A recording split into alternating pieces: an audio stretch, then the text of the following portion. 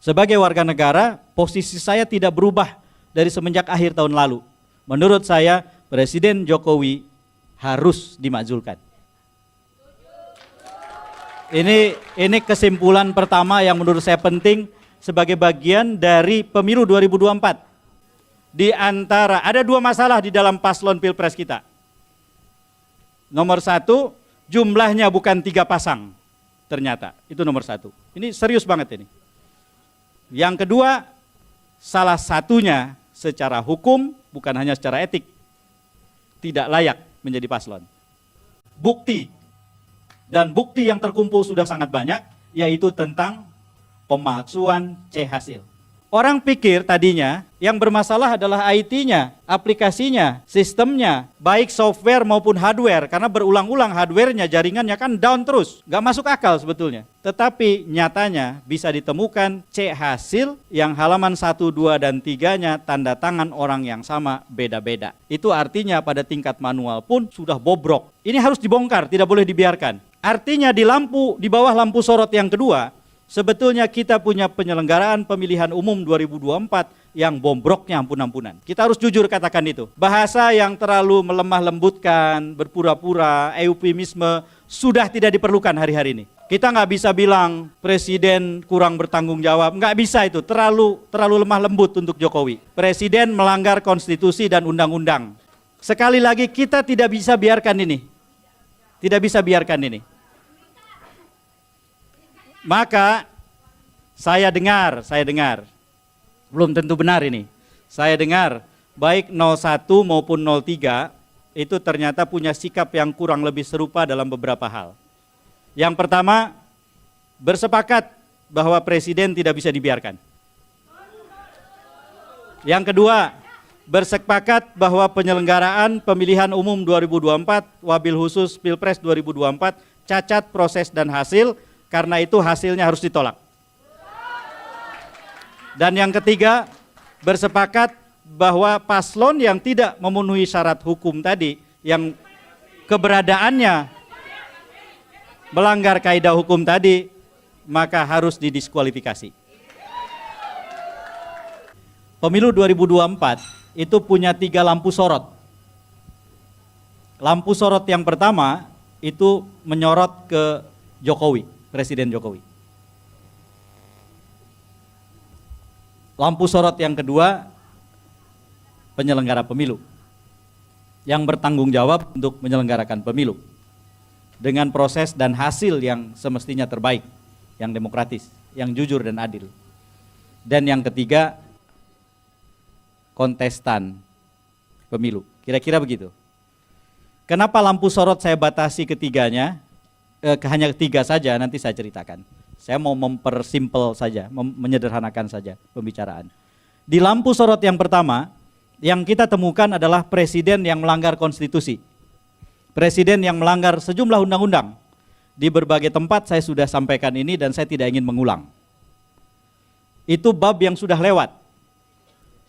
Semakin lama saya mengakses informasi, lewat YouTube terutama, semakin banyak orang yang berkeahlian menggambarkan dari perspektif mereka apa yang disebut sebagai pelanggaran konstitusi oleh Presiden Jokowi, pelanggaran sejumlah undang-undang oleh Presiden Jokowi.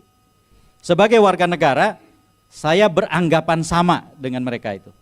Menurut saya, salah satu bagian yang sangat penting dari pemilu 2024 adalah Presiden telah melakukan pelanggaran konstitusi, Presiden telah melakukan pelanggaran sejumlah undang-undang.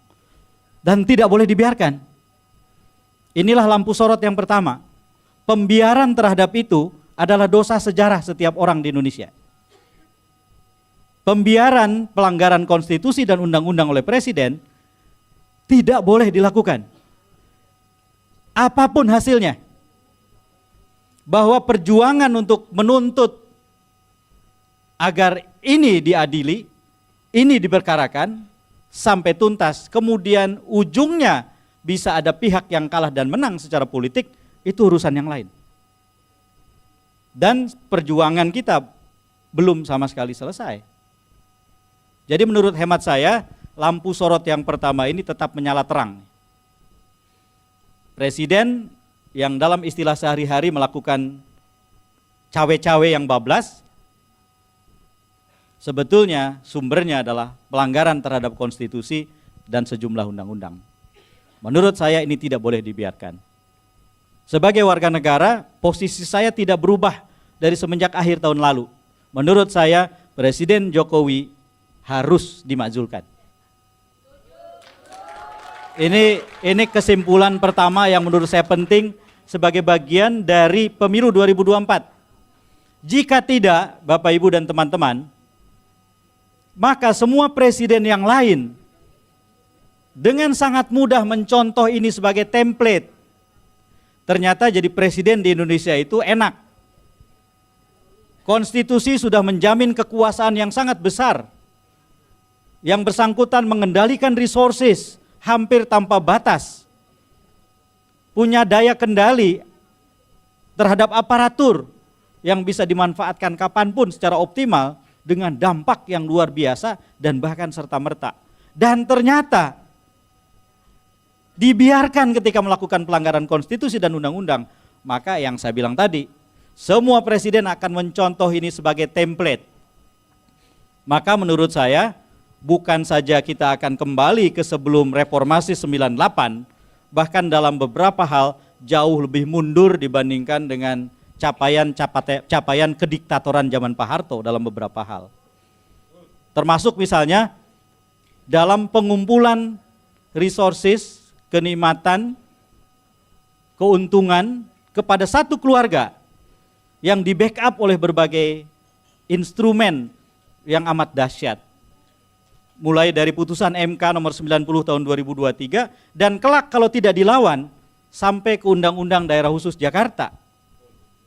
Yang suatu ketika kalau ini tidak dilawan, mungkin gubernur Jakarta yang dipilih presiden adalah keluarga itu juga.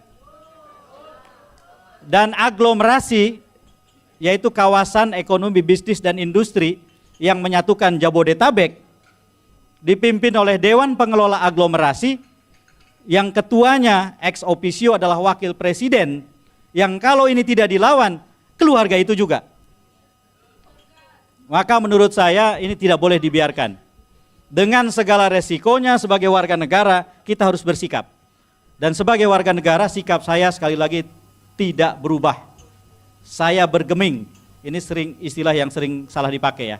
Bergeming itu tidak bergerak. Tidak bergeming itu bergerak. Saya bergeming dengan mengatakan bahwa presiden telah melanggar konstitusi dan sejumlah undang-undang dan karena itu harus dimakzulkan. Selamat datang Prof. Ikrar. Ini senior saya. Satu departemen, satu guru, satu ilmu, ilmunya lebih banyak Prof. Ikrar. Dan Prof. Ikrar saya yakin setuju dengan apa yang saya katakan barusan. Bahwa presiden yang melanggar konstitusi dan sejumlah undang-undang harus dihentikan. Itu lampu sorot pertama. Dampak langsung dari pelanggaran konstitusi dan undang-undang itu adalah cacat dalam proses dan hasil pemilu 2024 pada berbagai lini. Disinilah kita punya lampu sorot kedua yang harus kita arahkan dan terus-menerus diarahkan ke semua pihak yang bertanggung jawab dalam penyelenggaraan pemilu 2024. Ini pemilu paling buruk sepanjang yang saya paham. Ini pemilu paling brutal. Ini pemilu paling brengsek dari semua pemilu yang pernah kita miliki selama masa reformasi. Menurut hemat saya, KPU, Panwas, dan semua yang terlibat di dalam tanggung jawab penyelenggaraan pemilu dan pengawasan pemilu semestinya saat ini bersikap selayaknya dengan tanggung jawab yang selayaknya. Ini adalah penghitungan suara paling lamban dan paling kisruh sepanjang kita menyelenggarakan pemilu. Dan celakanya itu terjadi pada saat untuk pertama kali kita menggunakan teknologi yang sebelumnya belum pernah kita punya, yang disebut artificial intelligence. Yang dengan sangat mudah memindai C hasil menjadi data numerik ke dalam satu aplikasi yang dengan sangat segera bisa menyelesaikan perhitungan seluruh Indonesia 823.220 TPS semestinya. Yang terjadi kemudian sampai dengan hari ini kekacauan berlapis-lapis. Saya mau ceritakan satu hal yang sekarang ini sedang terjadi berjalan. Satu data yang sedang dikumpulkan yang sebentar lagi setelah selesai, saya yakin akan bisa digunakan oleh 01 maupun 03 ketika nanti mereka akhirnya mengajukan gugatan resmi mereka ke MK. Yang saya maksud adalah ada sekelompok warga negara Indonesia di luar negeri dan di dalam negeri yang saat ini sedang bekerja keras untuk mengumpulkan bukti. Dan bukti yang terkumpul sudah sangat banyak, yaitu tentang pemalsuan C hasil. Yang terjadi adalah teman-teman ini, saya sebut saja namanya karena saya yakin yang bersangkutan juga dengan gagah berani kok melakukan ini, tidak mau bersembunyi. Teman-teman ini diinisiasi, dipelopori oleh seorang warga negara di Amerika. Saya tidak usah sebut dulu kotanya ya.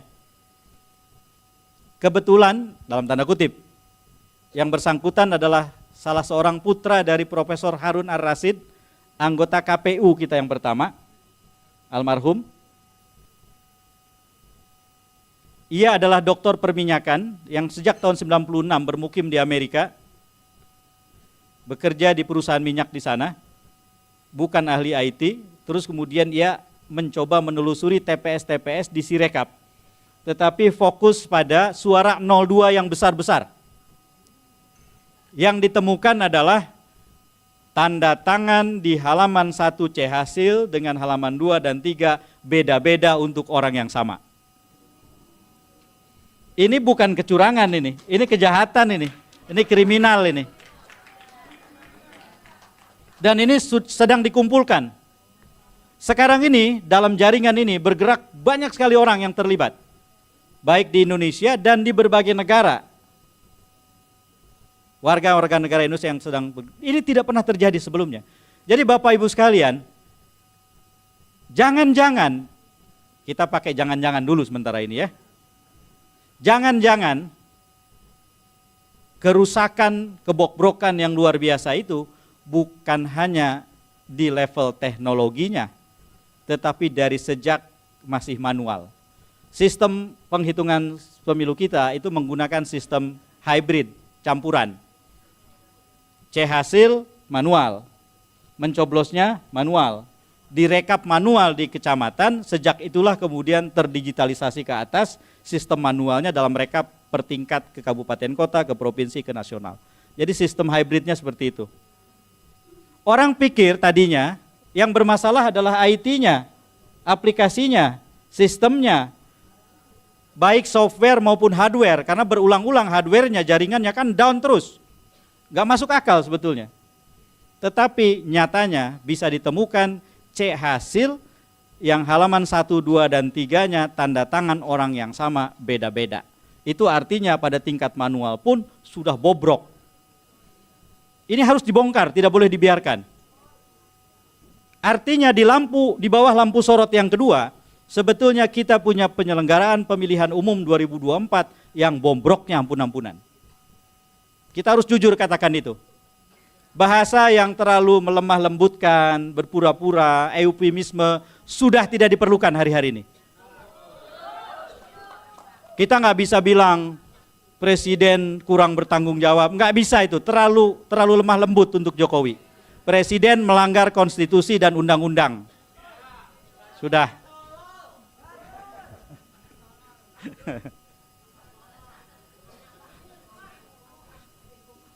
Itu yang teriak tuh keluarganya polisi mungkin. Bercanda Mas. Itulah lampu sorot yang kedua. Saya masuk lampu sorot yang ketiga. Paslon. Saya tidak mau berumit-rumit membahas pileg ya. Kita fokus saja ke pilpres. Di antara, ada dua masalah di dalam paslon pilpres kita. Nomor satu, jumlahnya bukan 3 pasang, ternyata. Itu nomor 1. Ini serius banget ini. Yang kedua, salah satunya secara hukum, bukan hanya secara etik, tidak layak menjadi paslon. Jumlahnya bukan 3 pasang. Dikarenakan di luar 3 pasang itu ada satu peserta yang rajin membagikan bansos, yang menggerakkan aparat dan lain-lain. Ini peserta ilegal Pilpres 2024. Namanya Joko Widodo. Ini satu. Satu lagi, masalahnya adalah 02 dari sejak awal sudah tidak bisa diterima secara hukum sebagai peserta. Sekali lagi kita tidak bisa biarkan ini. Tidak bisa biarkan ini. Maka saya dengar, belum tentu benar ini. Saya dengar baik 01 maupun 03 itu ternyata punya sikap yang kurang lebih serupa dalam beberapa hal. Yang pertama, bersepakat bahwa presiden tidak bisa dibiarkan. Yang kedua, bersepakat bahwa penyelenggaraan pemilihan umum 2024, wabil khusus Pilpres 2024, cacat proses dan hasil, karena itu hasilnya harus ditolak. Dan yang ketiga, bersepakat bahwa paslon yang tidak memenuhi syarat hukum tadi, yang keberadaannya melanggar kaidah hukum tadi, maka harus didiskualifikasi. Menurut hemat saya, dengan 3 lampu sorot ini, maka definisi kerja setiap warga negara yang terpanggil adalah bersama-sama mengepung ketiga agenda itu dengan cara beradab untuk membuat Indonesia yang menang dan bukan hanya satu keluarga saja. Jadi dengan demikian masuk akal dari jika tadi Nong mengatakan kita harus susun agenda, masuk akal bahwa agenda jangka pendeknya adalah menghentikan kebrutalan pemilu, kebobrokan pemilu, kerusakan pemilu dan lain-lain 2024 dengan segala konsekuensinya. Dalam jangka pendek, dalam jangka pendek tidak hanya paslon 01 dan 03 yang harus bergerak lewat permohonan atau gugatan ke MK. Menurut hemat saya, inilah saatnya hak angket memang harus digunakan. Dan sekali lagi untuk mempertebal, menggarisbawahi apa yang saya sampaikan berulang-ulang, di dalam konteks hak angket itu harus segera dibentuk pansus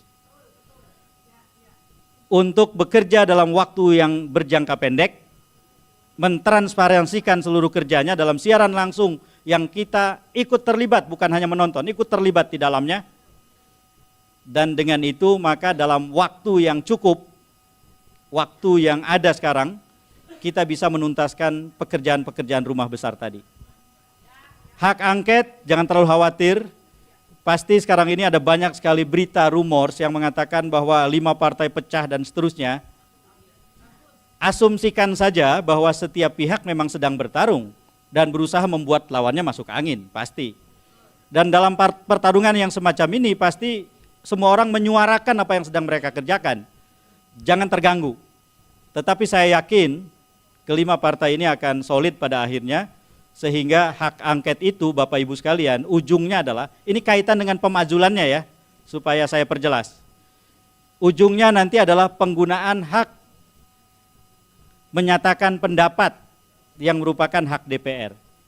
Hak menyatakan pendapat ini, kalau targetnya pemajulan, maka bunyinya kurang lebih adalah Presiden Joko Widodo sebagai penyelenggara negara terbukti telah melakukan pelanggaran terhadap Undang-Undang Dasar 1945, pasal sekian, pasal sekian, ayat sekian, dan seterusnya.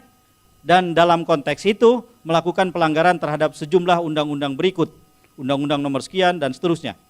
Itulah yang disebut hak menyatakan pendapat. Maka hak menyatakan pendapat DPR ini, ketika disahkan di sidang paripurna DPR, bisa dilanjutkan menjadi klausul pemakzulan dengan diajukan secara materi ke Mahkamah Konstitusi. Mahkamah Konstitusi dikasih waktu selama-lamanya 90 hari untuk memprosesnya secara materi, sampai kemudian mereka ke kesimpulan atau ke keputusan apakah memang pernyataan pendapat DPR itu secara materi bisa diterima. Maka jika itu yang dijadikan putusan MK berlanjut ke MPR, dan MPR punya waktu selama-lamanya 30 hari untuk menyelenggarakan sidang istimewa menindaklanjuti itu. Tentu tidak mudah membuat dengan serta-merta kita bisa menang, tidak. Karena diperlukan hitung-hitungan itu, nanti Prof. Ikrar juga bisa menceritakannya lebih detail. Tetapi intinya adalah saya yakin dengan kita sebagai warga negara terlibat sangat aktif di mana-mana, maka saya yakin suasana akan berbeda. Dan jangan lupa, hitungan orang seringkali hitungan matematika terlalu sederhana. 314 orang itu anggota DPR dari 5 fraksi 01, 03. Itu kurang 70 orang untuk menggolkan hak menyatakan pendapat. Jadi kurang 70 orang untuk menggolkan sidang yang 2/3 anggota DPR hadir. Lalu kemudian 2/3 dari yang hadir, nah itu sudah terpenuhi kalau 2/3 yang hadir. Dari 5 partai ini sudah cukup, 2/3 yang hadir bisa mengesahkan paripurna. Kuncinya adalah tambahan 70 orang itu. Ya ini bukan soal strategi yang harus disembunyikan karena saya tahu ini sedang dikerjakan oleh banyak pihak nih. Sekarang ini stok anggota DPR dari Golkar, anggota DPR dari PAN, anggota DPR dari Gerindra, anggota DPR dari satu lagi Demokrat, yang mungkin untuk memiliki kewarasan yang sama dengan kita sedang tersedia banyak. Siapa mereka? Mereka yang incumbent di DPR sekarang, dikerjain dan tidak lolos di pemilu 2024, dan mereka tahu betul betapa brutal yang dikerjakan ke mereka sehingga mereka tidak lolos. Mereka sepaham kok dengan kita. Logistik, saya yakin sekarang tersedia logistik kok untuk menggalang itu. Dan saya yakin banyak yang mau melawan Jokowi dengan cawe-cawe menyediakan logistiknya. Banyak kok para pejuang yang sekarang sangat bersemangat untuk melakukan itu. Jadi Bapak Ibu sekalian, pelihara semangat, terus optimis, berbaik sangka sama proses dan hasil, bahwa ini akan berujung sesuai dengan yang kita targetkan. Indonesia menang, demokrasi selamat. Dan pansus yang nanti dibentuk di dalam kerangka hak angket itu, beberapa ketentuannya membuat itulah pilihan yang terbaik. Nomor 1, pansus ketika disahkan oleh rapat paripurna DPR sudah ditentukan rentang waktu bertugasnya. Jangan dibikin panjang, karena akan lewat nanti masa waktunya. Yang kedua, anggotanya paling banyak 30 orang. Ini menurut aturan. Proporsional dari semua fraksi mewakili lintas komisi. Ini yang penting, kepemimpinannya terdiri dari 1 orang ketua dengan sebanyak-banyaknya 3 wakil yang dipilih sebagai paket. Maka paket 5 partai ini yang pasti menang. Tidak mungkin paket 4 partai yang di seberang sana. Pada saat paket pemimpin pansus ini bekerja, pimpinan pansuslah yang punya kewenangan untuk mengetokkan palu apakah sidang-sidang pansus terbuka untuk umum atau tidak. Maka diketoklah sidang terbuka untuk umum. Kalau katakanlah 12 hari pansus bekerja, 12 hari, 12 kali 24 jam siaran langsung televisi isinya pansus. Menteri-menteri dipanggil. Di dalam kerja pansus itu kalau hak angket, maka akan ada 2 kelompok orang yang dipanggil.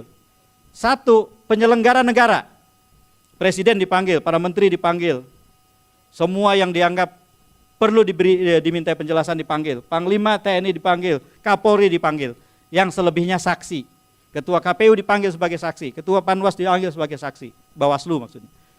Lalu kemudian masyarakat sipil, anggota-anggotanya, eksponennya, pemimpin gerakannya bisa dipanggil. Ahli hukum tata negara bisa dipanggil, Prof. Ikrar bisa dipanggil sebagai saksi.